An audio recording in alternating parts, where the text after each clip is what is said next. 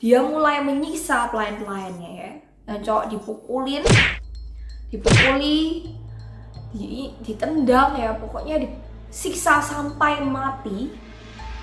Dan juga dia juga memperkosa dayang-dayangnya. Jadi, halo semuanya, kembali lagi sama aku Eva di channelku Eva Sanbe. Thank you banget udah klik video ini. Dan untuk kalian yang para penggemar kasus misteri, kriminal, dan juga sejarah, jangan lupa untuk klik subscribe channel aku Eva Sanbe dan juga klik lonceng supaya kalian dapat notifikasi kalau ada video terbaru dari aku. Thank you guys. Di video kali ini, aku menceritakan sebuah kisah nyata tentang kehidupan tragis dari putra mahkota Korea yang bernama Putra Mahkota Sado.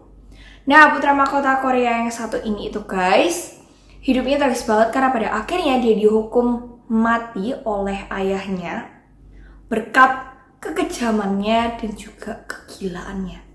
Guys, pada waktu dia menjadi putra mahkota. Langsung aja kita cek seperti apa sih kisah tragisnya.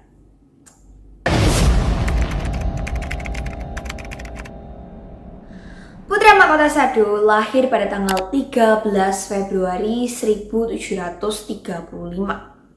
Dia adalah anak kedua dari Raja Yongjo dan juga Royal Consort Yong.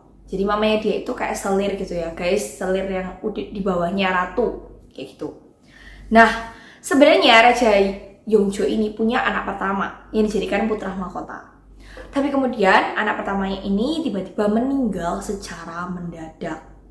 Dan akhirnya Raja Yongjo memilih putra keduanya yaitu Pangeran Sado menjadi putra mahkota Sado. Nah, putra mahkota Sado ini itu dari kecil itu guys, itu udah suka yang namanya bela diri. Jadi maksudnya kayak berpedang, berkuda, memanah kayak gitu ya. Hal-hal yang berhubungan sama fisik guys, kegiatan fisik. Dia ini nggak begitu suka membaca buku ataupun belajar hal-hal yang ya teori gitu ya guys. Dia lebih suka praktek ilmu bela diri kayak gitu.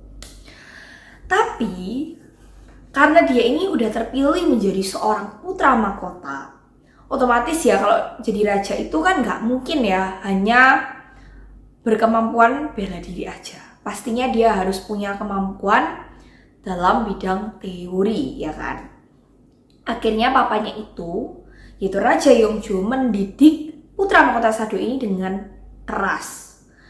Jadi dia itu menyuruh Pangeran Sado untuk membaca buku tiap hari.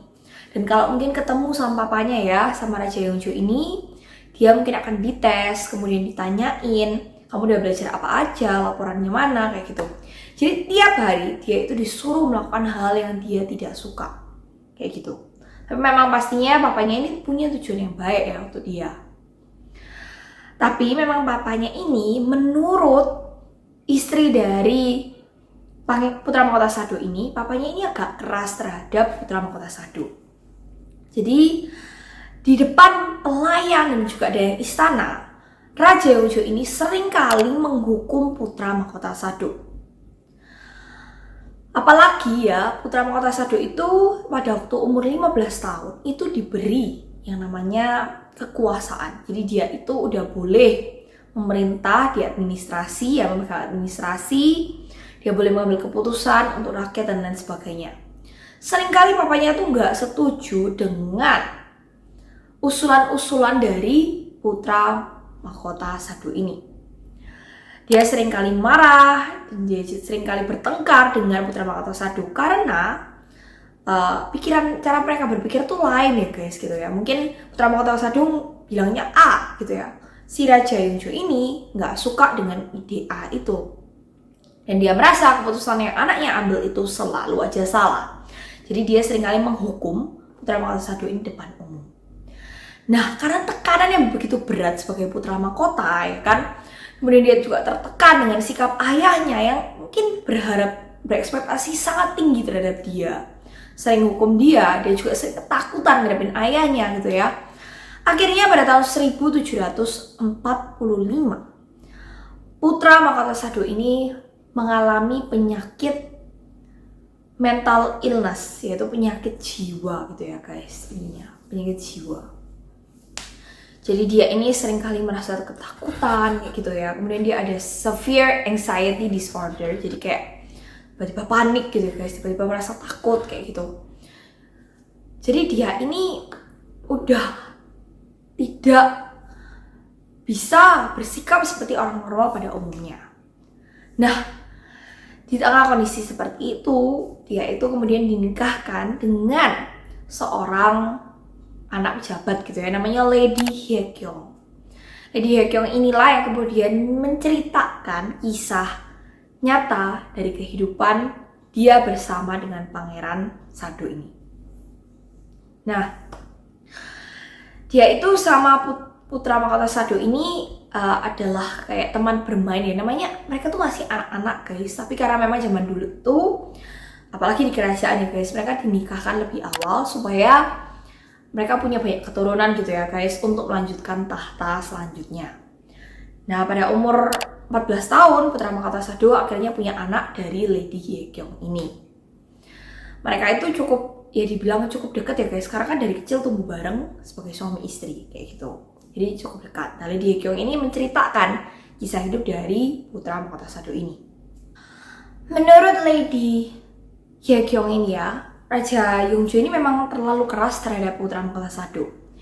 Dia ini karena memang seringkali bertengkar dengan putra mahkota Sado dan gak akur, akhirnya dia itu melarang putra mahkota Sado bahkan untuk pergi ke kayak makam dari warisan dari leluhurnya gitu ya. Kemudian dia juga melarang Pangeran Sado ini untuk pergi ke kayak pertemuan-pertemuan yang besar-besar gitu ya guys, yang penting tuh. Waktu masa kerajaan itu sampai tahun 1756. Padahal dia adalah seorang putra mahkota loh guys. Nah, ternyata yang mengalami hal ini tuh gak cuma putra mahkota Sado, tetapi saudara dari putra mahkota Sado yaitu Princess Hwa Hyok atau Putri Hwa Hyok itu juga mengalami hal yang sama. Jadi dia juga diperlakukan secara yang gak adil dengan Raja Yongjo ini. Akhirnya berkat itu putra mahkota Sado ini hubungannya cukup dekat dengan adik perempuannya yaitu Putri Hwa Hyok ini. Pada tahun 1752, Putri Hwa Hyok ini meninggal dunia. Dan waktu itu putra mahkota Sado ini benar-benar sedih banget. Dan dia bahkan merasa lebih tertekan lagi karena meninggalnya saudaranya dia yang dekat hubungannya sama dia. Tahun 1752 itu penyakitnya dia semakin parah ya guys. Jadi pada tahun itu dia itu sedang membaca sebuah buku ya guys, dan tiba-tiba dia itu berhalusinasi kalau dia itu melihat kayak dewa petir gitu guys. Nah, semenjak saat itu putra mahkota Sado itu jadi takut kalau dengar suara petir. Dia pokoknya nggak mau melihat apapun atau mendengar apapun yang berhubungan dengan petir, karena memang dia tuh takut banget dengar suara petir. Nah, setelah kejadian itu guys, dia kembali ke kehidupannya lagi. Kemudian pada tahun 1754 Pangeran Yongjo ini itu mengambil seorang selir, kayak ngangkat seorang selir gitu ya guys, tanpa persetujuan dari ayahnya. Nah, selirnya ini itu namanya Yongbin guys. Nah, selir Yongbin ini punya seorang anak dari putra mahkota Sado ini. Waktu dia hamil anak tersebut, karena takut dimarahin sama Raja Yongjo, putra mahkota Sado ini memaksa selirnya ini untuk minum obat aborsi supaya anaknya itu gugur gitu guys, gak lahir. Karena dia itu takut sekali dimarahin sama papanya kayak gitu.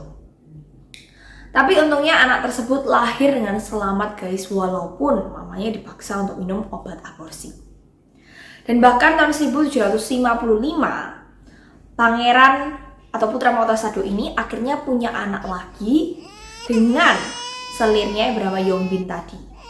Nah, anaknya yang kedua ini yang lahir tahun 1795 inilah yang kemudian menjadi Raja Jongjo atau raja selanjutnya.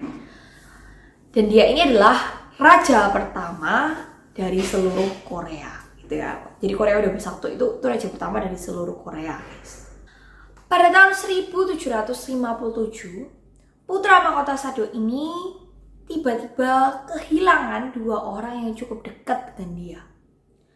Jadi, nenek dari putra mahkota Sado ini dan juga ratu yang berkuasa saat itu, yaitu istri sah dari Raja Yongjo, itu tiba-tiba meninggal di waktu yang berdekatan, guys.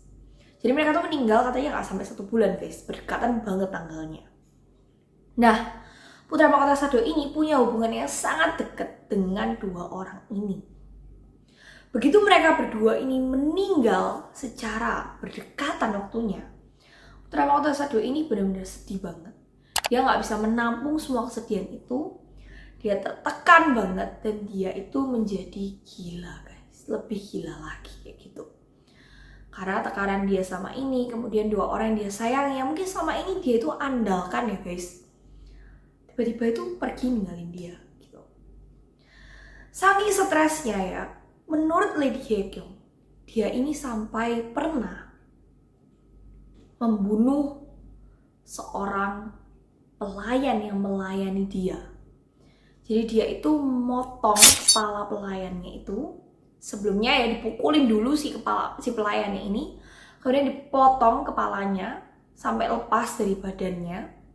Kemudian dia membawa kepala tersebut, guys, ke kayak ruangan tempat dia ketemu gitu ya sama istrinya, sama selir-selirnya.